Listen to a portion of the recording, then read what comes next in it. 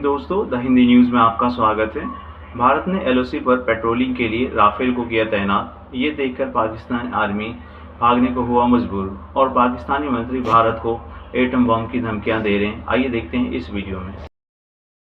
भारत जो है एक बहुत बड़ा हमला करने वाला है पाकिस्तान पर और कब करेगा ये कुछ पता नहीं चल रहा क्योंकि तैयारियां हो रही हैं दोनों तरफ। तो आप मुझे बताइए कि क्या ये तो फिर इसका मतलब है कि एक बड़ी जंग होगी और बहुत बड़ा हमला होगा, तो फिर हालात तो इसका मतलब है बहुत ही खराब होने जा रहे हैं। यही हम समझे ना कि हालात ठीक होने के कोई चांसेस नहीं आगे। अल्लाह ना करे अगर किसी जगह से पाक फौज को पीछे हटना पड़ता है, अपने घरों में खुराक और दवाइयों का जखीरा जमा करें। कम से कम 1-2 महीने की सप्लाईज आपके पास होनी चाहिए। अपने इमरजेंसी बैग तैयार रखें। अल्लाह ना करे, खास तौर पे सरहदी इलाकों के लोग, अल्लाह ना करे अगर शॉर्ट नोटिस पे घर खाली करना पड़ता है, निकलना पड़ता है फैमिली और बच्चों के साथ, तो उसका इंतजाम आपके पास होना चाहिए। दोनों तरफ की टेंशन है और टेंशन जो है वो यकीनन जो है वो बढ़ती हुई दिखाई देती है। कभी सुनने में आता है कि भारत में मीटिंग्स चल रही हैं, भारत में बात हो रही है, और हमारी तरफ तो आप जानते ही हैं कि हमारा हर पॉलिटिशियन जो है वो थोड़ी देर के बाद उठकर कह देता है कि जी ऐसा है कि हमारे पास तो एटम बम है। जी हाँ, और हम न्यूक्लियर वेपन्स जो है उसकी बात करते चले जाते हैं। इसी तरीके से अनवारुल हक काकड़ साहब जो कि केयरटेकर गवर्नमेंट में प्राइम मिनिस्टर भी रह चुके, सेनेटर भी हैं और भाई लोग के खास माने जाते हैं। जी हाँ, अनवारुल हक काकड़ साहब जो हैं वो भाई लोग के खास माने जाते हैं और इसी वजह से तो केयर टेकर गवर्नमेंट में इनको प्राइम मिनिस्टरशिप मिल गई थी। उनका भी ये कहना है कि जी पाकिस्तान हर तरह से तैयार है जंग के लिए। तो मुझे समझ नहीं आ रही कि ये जंग के इतने शौकीन क्यों पाकिस्तान में लोग हुए हैं कि हर एक को ये लग रहा है, हर पॉलिटिशियन को ये लग रहा है कि जंग हो रही है और जंग हो जानी चाहिए, या इसी किस्म की चीजें जो है वो चल रही है। इसी तरीके से अनवारुल हक काकड़ साहब जो हैं वो भी आज सेनेट में थे और वहां पर खिताब कर रहे थे। और जितने भी हमारे पॉलिटिशियन आते हैं और बातचीत करने के लिए, वो हर बार यही कहते हैं कि जी हम जो है हर बात यही कहा जाता है कि जी हम जो है वो यहाँ पर हैं और हम पाकिस्तान में रहते हुए ये बात करते रहते हैं हमारे पॉलिटिशियंस कि जी हमने जंग लड़नी है। चाहे किसी का भी आप नाम ले लीजिए, किसी को भी देख लीजिए, हर कोई जो है वो उठकर यही कह रहा है कि जी हमने जंग करनी है। मुझे नहीं पता कि अनवारुल हक काकड़ साहब जो हैं वो भी डेफिनेटली उन्हीं पॉलिटिशियंस में शुमार होते हैं। आज इनका स्टेटमेंट भी सुबह से जी टीवी पर दिखाया जा रहा है, हमारे टीवी चैनल पे।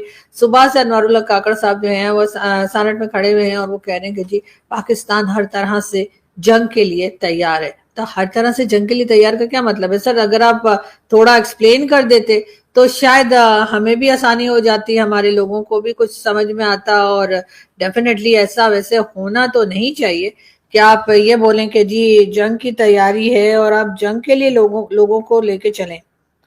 पाकिस्तान तो क्या पूरी दुनिया में इस वक्त लोगों को अमन की मेरा ख्याल है कि जरूरत है, ना कि जंग की जरूरत है। लेकिन बहरहाल हमारे लोगों का क्या किया जाए कि इनको लगता है कि जंग में ही जो है वो तमाम जो जितने भी प्रॉब्लम्स हैं उनका हल जो है वो शायद जंग में है। हमारे हमारे लोग से मतलब जो हमारे पॉलिटिशियंस हैं, हमारी आम पब्लिक की बात नहीं कर रही। आम पब्लिक तो कुछ और भी सोच सकती है, आम पब्लिक कभी कभी कुछ ढंग का भी सोच सकती है, लेकिन पॉलिटिशियंस जो है वो हमेशा यही बात करते हैं हमारे कि जंग होनी चाहिए। और उससे पहले आपने देखा कि अनवारुल हक काकड़ साहब थे, इनकी जिनकी मैंने फोटो दिखाई है, ये भी यही बात किया कर रहे हैं। उससे पहले भी यही किया करते थे। शेख रशीद साहब आपको याद होंगे, शेख रशीद साहब भी यही कहते थे हमारे पास तो जी पाव पाव के बम है, और वो पाव पाव के बम जो है वो हम भारत में फेंक देंगे। न जाने क्यों कहीं और का नाम नहीं लेते। हमारे साथ तो ईरान भी है, ईरान के साथ भी हमारी खटपट रहती है।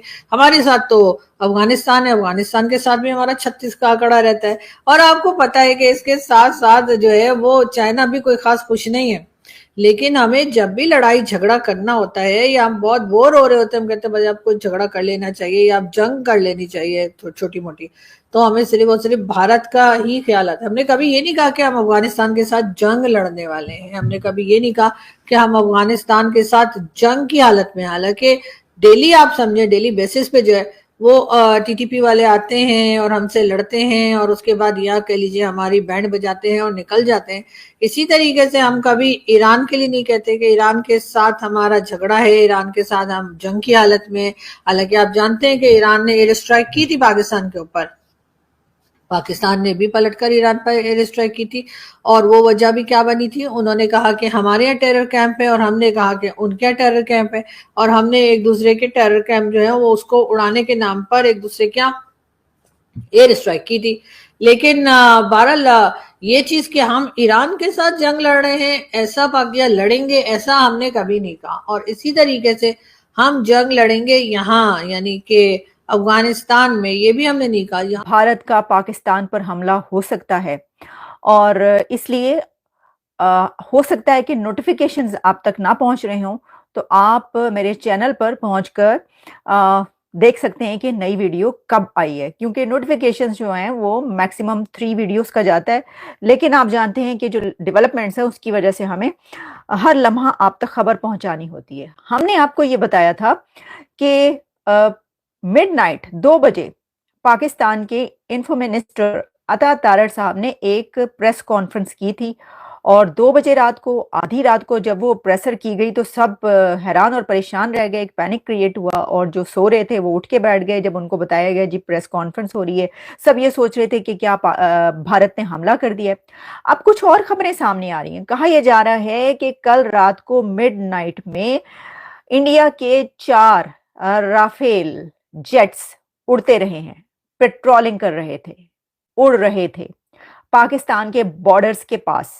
अब पाकिस्तान के बॉर्डर्स के पास कहा जा रहा है कि भारतीय राफेल उड़ रहे थे।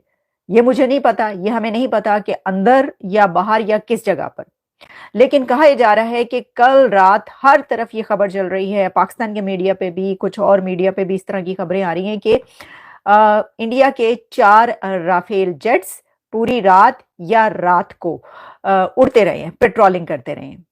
तो क्या ये पैनिक उस वजह से क्रिएट हुआ था? क्या ये प्रेस कॉन्फ्रेंस उस वजह से की गई थी जब ये देखा गया कि ये तो भारत की तरफ से राफेल उड़ना शुरू हो गए हैं? तो भाइयों, वो एक फ्रेज हम बोला करते थे, जालिमो मोदी आ गया है। तो जालिमो मोदी आ गया है, और मोदी सरकार ने डरा डरा के तरा निकाल दिया।